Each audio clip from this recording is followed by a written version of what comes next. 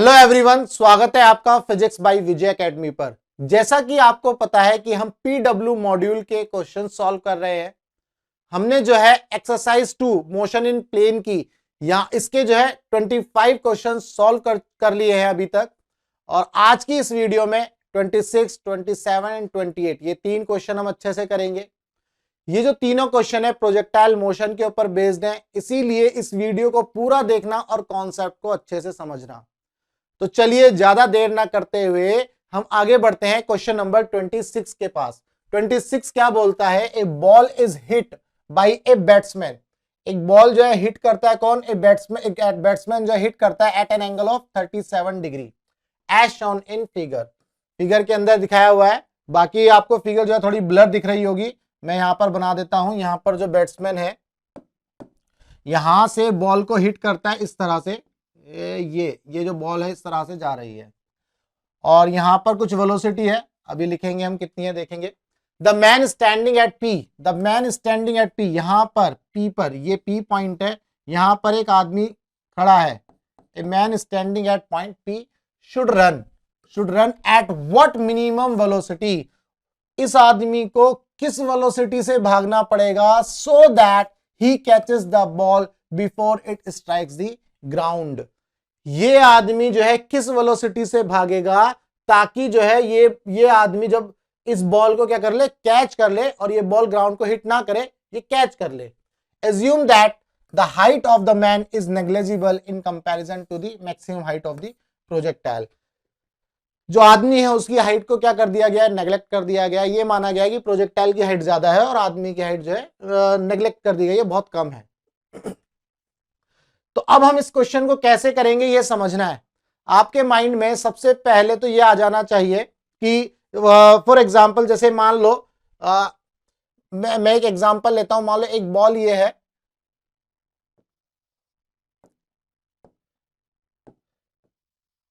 ना, इस बॉल को किसी वेलोसिटी से फेंका है। मान लो इस बॉल को किसी वेलोसिटी से फेंका है, किसी मतलब कुछ भी वेलोसिटी हो सकती है, ये इस डायरेक्शन में जा रही है और यहां से भी कुछ वेलोसिटी दूसरी बॉल को फेंकेंगे। मान लो ये फर्स्ट बॉल है, ये सेकंड बॉल है।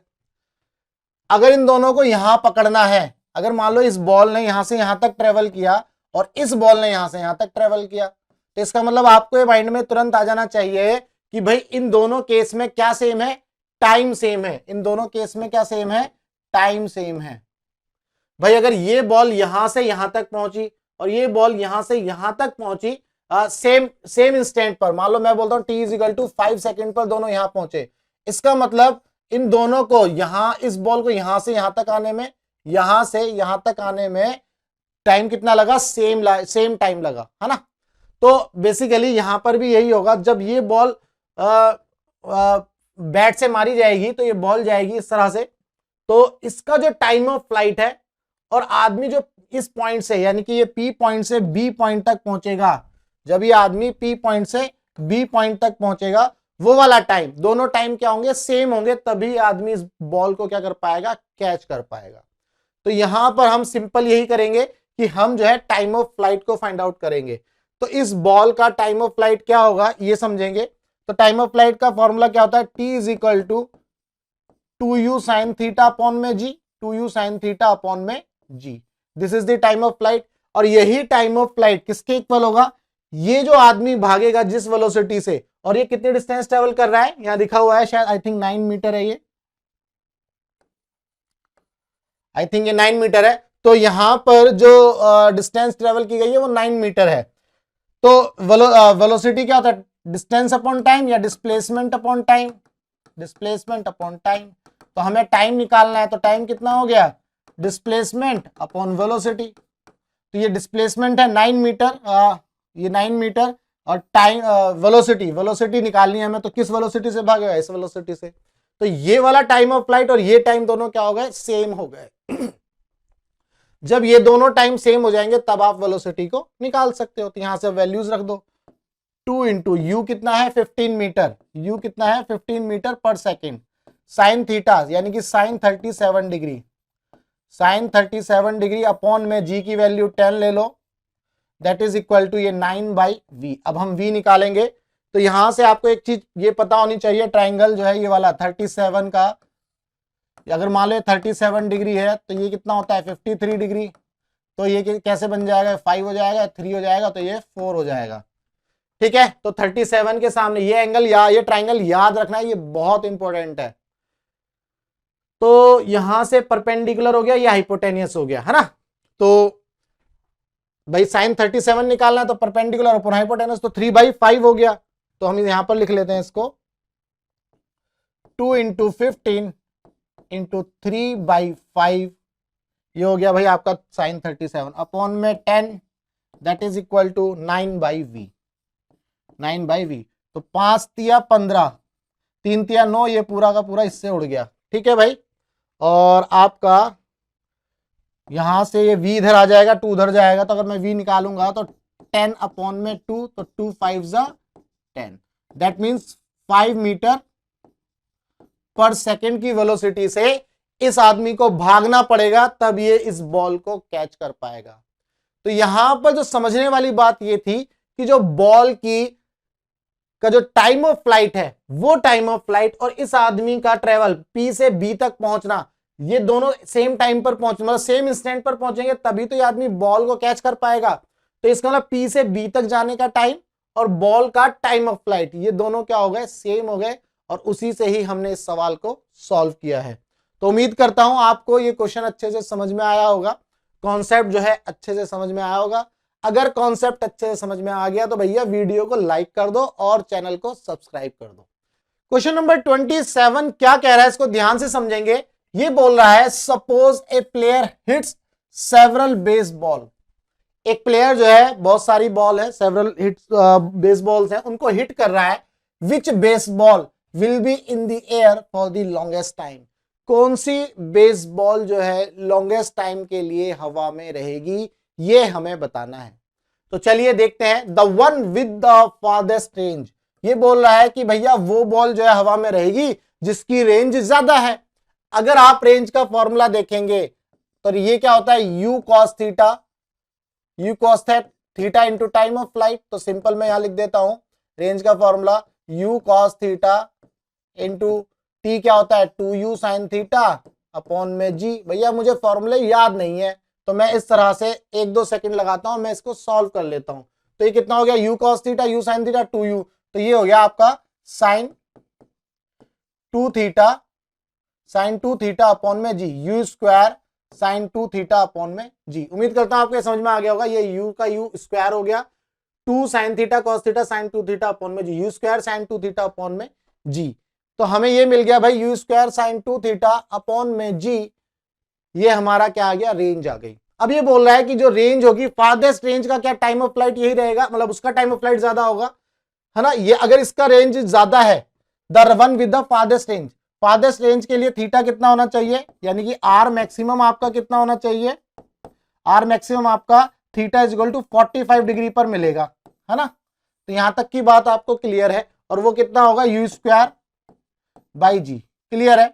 आगे अभी हम इसको यहीं तक रोकते हैं। इसको आपको समझना है कि भाई theta is equal to 45 degree पर क्या टाइम ऑफ फ्लाइट भी ज्यादा होगा, ये समझना है। अब मान लो टाइम ऑफ फ्लाइट की का जो फॉर्मूला है t, वो कितना है हमारे पास 2u sin theta, 2u sin theta upon में g। अब देखो अगर मैं थीटा 45 डिग्री रखूंगा, थीटा जो है 45 डिग्री रखूंगा, तो ये वाला टाइम ऑफ फ्लाइट जो है कम हो जाएगा। भाई रेंज ही तो मैक्सिमम है, रेंज ही तो मैक्सिमम है 45 डिग्री पर, क्योंकि ये 90 बन जाता तो साइन 90 1 होता है। साइन थीटा की वैल्यू 0 से 1 तक वेरी करेगी, है ना। अगर 0 डिग्री से 90 डिग्री तक चल रहे हैं तो साइन 0 की वैल्यू 0, 90 पर 1, तो ये इस तरह से वेरिएशन हो रहा है। तो रेंज यहां पर थीटा इज इक्वल टू 45 पर मैक्सिमम है। क्या टाइम ऑफ फ्लाइट मैक्सिमम है, नहीं, टाइम ऑफ फ्लाइट मैक्सिमम नहीं होगा। अगर साइन 90 हो जाए, अगर ये साइन 90 हो जाए तो आपका 2u बाई जी आंसर आ जाएगा, है ना। तो टाइम ऑफ फ्लाइट मैक्सिमम हो जाएगा। क्या ये बात क्लियर है। तो इसका मतलब थीटा आपका क्या होना चाहिए, सबसे पहले तो 90 डिग्री पर। थीटा आपका अगर 90 डिग्री हो जाएगा तो आपका टाइम ऑफ फ्लाइट भी क्या हो जाएगा, मैक्सिमम। क्या ये बात क्लियर है। चलो आगे बढ़ते हैं। The one which reaches the maximum height. अच्छा, इसको पढ़ने से पहले बाकी पढ़ लेते, क्योंकि आंसर यही है, इसको आपको एक्सप्लेन करना होगा। The one with the greatest initial velocity, the one with the greatest initial velocity. देखो अगर हमें ये देखना है कि भाई मैक्सिमम टाइम, लॉन्गेस्ट टाइम किस में होगा, the one with the greatest initial velocity. अगर मान लो ये टाइम ऑफ फ्लाइट का फॉर्मूला है, थीटा जो है कुछ भी है, तो आप यू की वैल्यू कुछ भी ले लो, मैक्सिमम कर दो, तो क्या टाइम ऑफ फ्लाइट मैक्सिमम होगा? नहीं, है ना। आपको अगर टाइम ऑफ फ्लाइट मैक्सिमम रखना है तो आपका यू भी मैक्सिमम होना चाहिए और क्या करना होना चाहिए, थीटा भी 90 डिग्री पर होना चाहिए, है ना। The one with the greatest initial velocity, सिर्फ initial velocity, maximum initial velocity से कोई फर्क नहीं पड़ने वाला। हमारा जो एंगल है वो भी 90 डिग्री होना चाहिए। अगर यहां पर ये होता the one with the greatest initial velocity at an angle 90 degree, तो शायद ये जो है हमारा आंसर बन सकता था। लेकिन यहां पर the one with the greatest initial velocity, सिर्फ वेलोसिटी मैक्सिमम होने से टाइम ऑफ फ्लाइट मैक्सिमम नहीं होगा, ये ध्यान रखना है, ठीक है। एंगल भी होना चाहिए था, यहां एंगल नहीं है, इसीलिए ये ऑप्शन नहीं मैच करता। फोर्थ की बात करते हैं, the one leaving the bat at 45 degree with respect to the ground.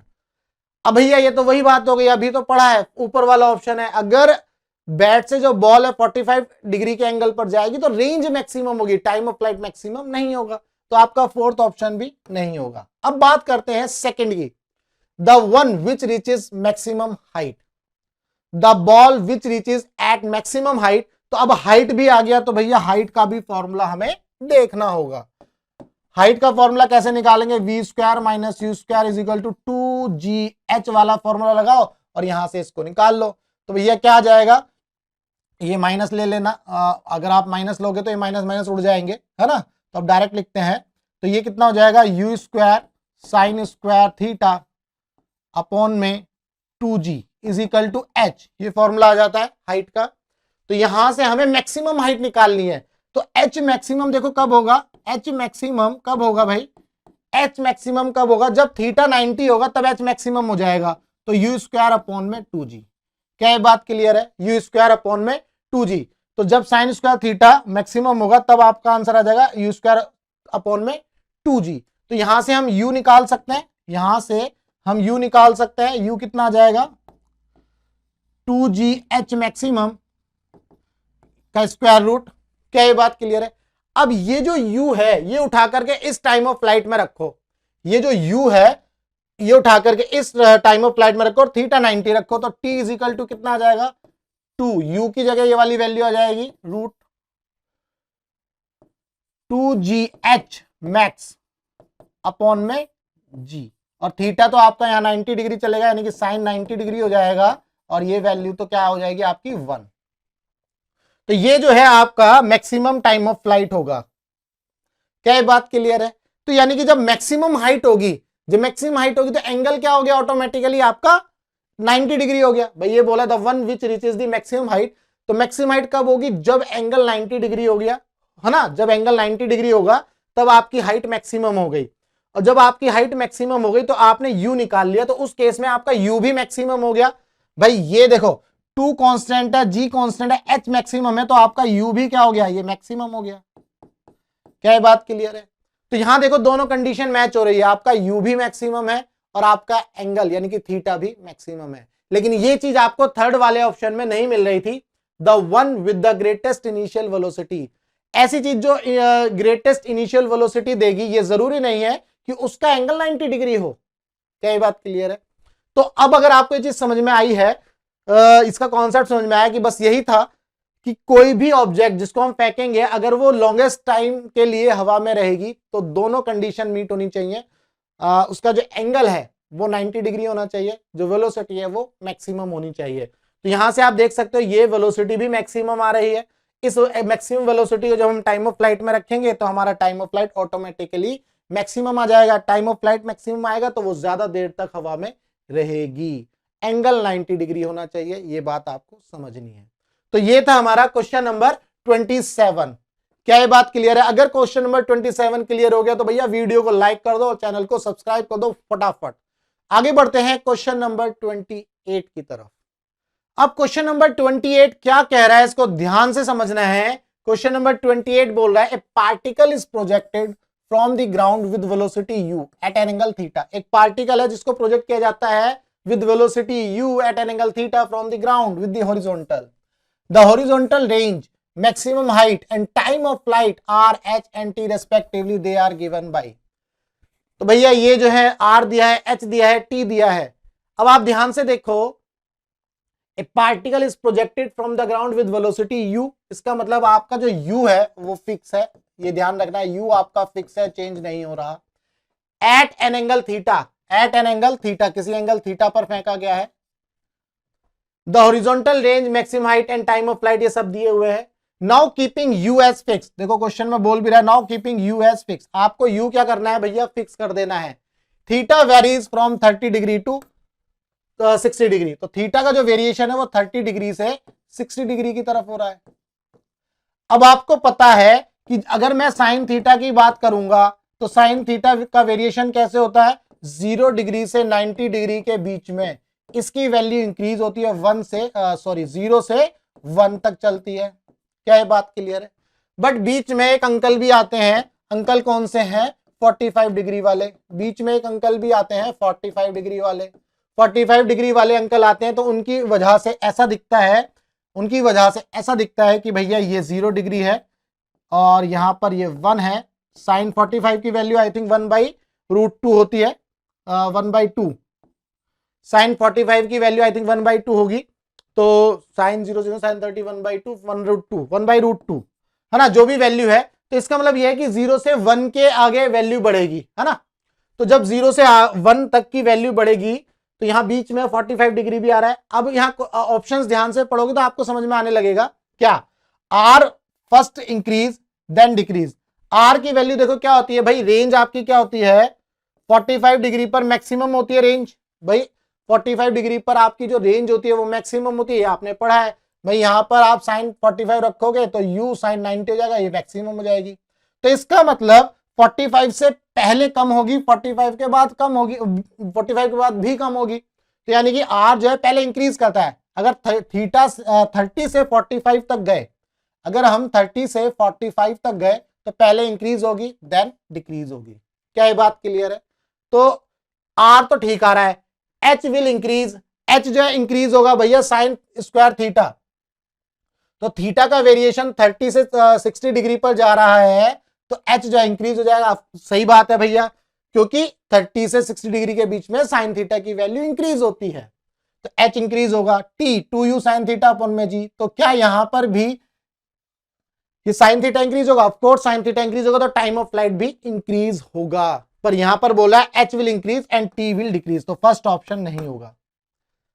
Second की बात कर लेते हैं, are will first increase then decrease, R जो है पहले इंक्रीज होगा देन डिक्रीज होगा, बिल्कुल सही है। While h and t both will increase, ये सही है भाई, h और t दोनों इंक्रीज कर रहे हैं, लेकिन आपका जो r है ये पहले इंक्रीज होगा फिर मैक्सिमम होगा फिर डिक्रीज होगा। 30 डिग्री पर कम होगा, 45 पर मैक्सिमम हो जाएगा r और 60 डिग्री पर कम हो जाएगा। r will decrease while h and t will increase, r will decrease, ये गलत हो गया, r पहले इंक्रीज होगा, r will increase while h and t will increase, भाई r इंक्रीज होगा ऐसा नहीं है, पहले इंक्रीज होगा मैक्सिमम होगा देन डिक्रीज होगा, तो ये भी नहीं होगा। तो first third and fourth option जो है आपके रॉन्ग है, ऑप्शन नंबर जो है 2 वो करेक्ट है। उम्मीद करता हूं ये सारे जो क्वेश्चंस जो मैंने अभी कराए हैं आपको इन सभी क्वेश्चंस के जो कॉन्सेप्ट हैं वो अच्छे से क्लियर हो गए होंगे। क्वेश्चन बहुत आसान थे, बेसिकली हमें ये समझना था कि भैया इन सभी क्वेश्चन को रेंज हो गई, हाइट हो गई, टाइम ऑफ फ्लाइट जो हो गई, प्रोजेक्टाइल मोशन के ये जो कॉन्सेप्ट है इनको किस तरह से हम जो है समझ सकते हैं। तो उम्मीद करता हूं ये सारी चीजें आपको समझ में आई होंगी अच्छे से। अगर अच्छे से समझ में आ गई तो भैया वीडियो को लाइक कर दो और चैनल को सब्सक्राइब कर दो। अब इसके बाद अगर आपको फिजिक्स के अंदर कोई डाउट है तो भैया आप मुझे व्हाट्सएप कर सकते हो, नंबर मैंने यहाँ दिया हुआ है, आप मुझे व्हाट्सएप करिएगा। टेलीग्राम पर ग्रुप ज्वाइन कर सकते हो फिजिक्स बाय विजय एकेडमी, वहां पर जाकर के चैनल भी ज्वाइन कर सकते हैं आप टेलीग्राम का। और आपको कोई भी डाउट है तो आप बस क्या करिए, स्क्रीनशॉट भेजिए, व्हाट्सएप पर भेज सकते हैं, टेलीग्राम पर भेज सकते हैं, मैं आपके जो क्वेश्चंस हैं उनको सॉल्व कर दूंगा, ठीक है। अगर आपको इन सभी का पीडीएफ चाहिए तो आप फिजिक्स www.vijayacademy.in पर जाएंगे, वहां पर एक रिसोर्स का टैब मिलेगा, वहां से आप इनके पीडीएफ डाउनलोड कर सकते हैं। तो चलिए मिलेंगे हम नेक्स्ट वीडियो में, हम इससे आगे के क्वेश्चंस करेंगे। आज जो है हमने 26, 27 एंड 28 क्वेश्चन किया है। इसके आगे 29 से स्टार्ट करेंगे। तो चलिए मिलते हैं अपनी नेक्स्ट वीडियो में, तब तक के लिए गुड बाय।